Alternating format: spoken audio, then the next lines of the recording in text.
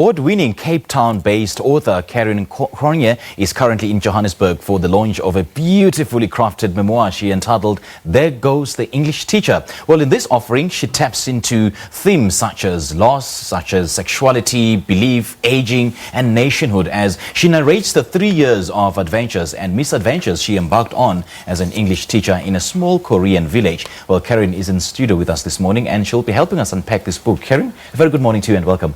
Thank you. Yes, morning.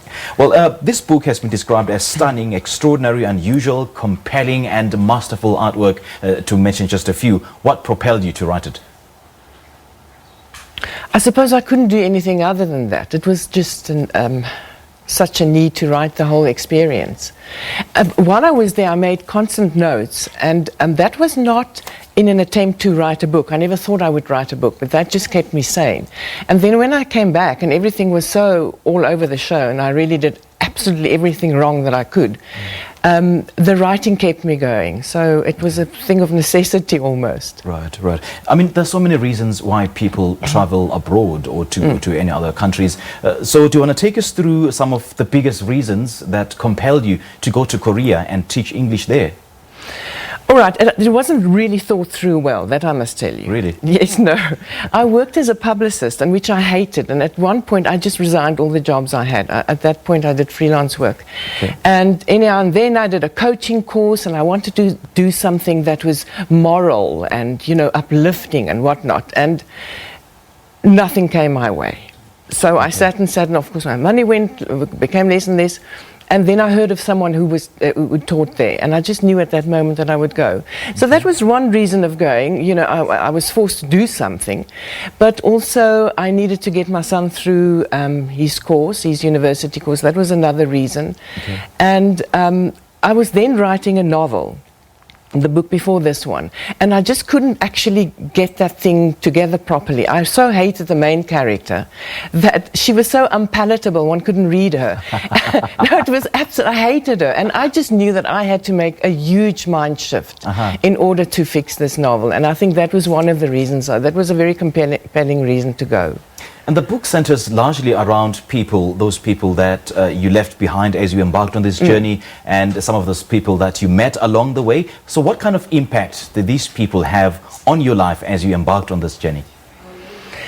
There was one guy specifically, as I call him, my guru man. That was the second year I taught there at a university. He was there, and he had such a deep effect on me. He taught me things like to just accept, you know, kind of a Buddhist way, which doesn't always work in different countries. You don't, or everywhere, just accept, because then things go terribly wrong. But he had a deep influence on me and a calming effect. And there was a young girl too that I got to know very deeply, and they were beautiful people. They just made a lot, you know, real deep friendships. Sure. I mean, you also talk about confusion, battling culture shock, and almost losing your ability to perform your functions, the very reason that brought you to Korea in the first place. So how did you get around that? You know, I think there are things in life you just have to live through that. You have to stick it out. You can't run away. That was not an option for me. People do, they call it a midnight run. They literally from one day to the next, they're not there anymore. True. And well, I could never do that. I just couldn't do that. So what got me through, I think the constant making notes and just the fact of bear it.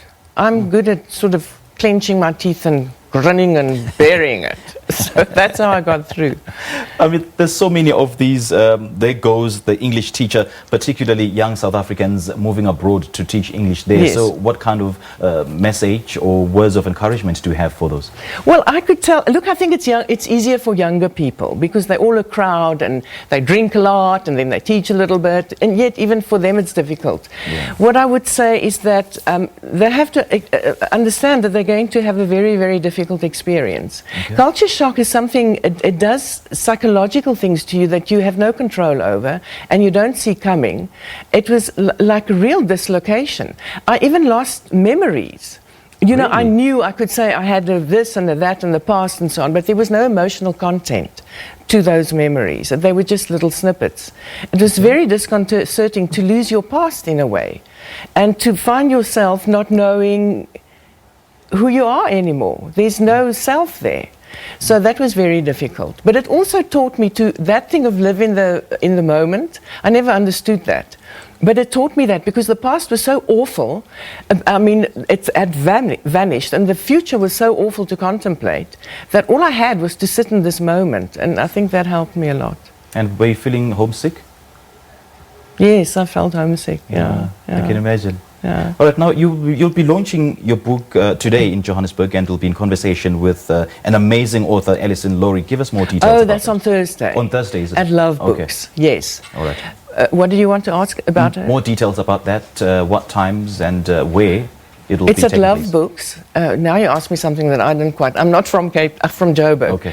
Love No Books, wherever that is. I don't know, in Johannesburg. No, it's okay. And I think It's it's at 6:30. Okay. So where can Look, you get we'll hold put of it on. Go to Love Books and their website. It will be on there. All right. Because I may not be giving you the right information. All right, Karin, here. thank you so much. We appreciate your time. Thank you very much. Well, that was award-winning novelist and author Karin Cronje, and we've been in conversation with her about her newly released memoir titled There Goes the English Teacher. Well, you can also join us for our Sunday book feature to talk about some of the books that you're currently reading or have read. Whether you're a lone reader or you belong to a certain book club, just send us some of your favorite picks, and all you have to do is simply to email, Facebook, or tweet us a picture of the book with the relevant caption by using our social media platforms. You can use our Twitter handle at Morning Live SABC or hashtag Morning Live SABC. You can also tag us or send us a Facebook message on our page, that is Morning Live SABC, or send us an email on morninglive@sabc.co.za.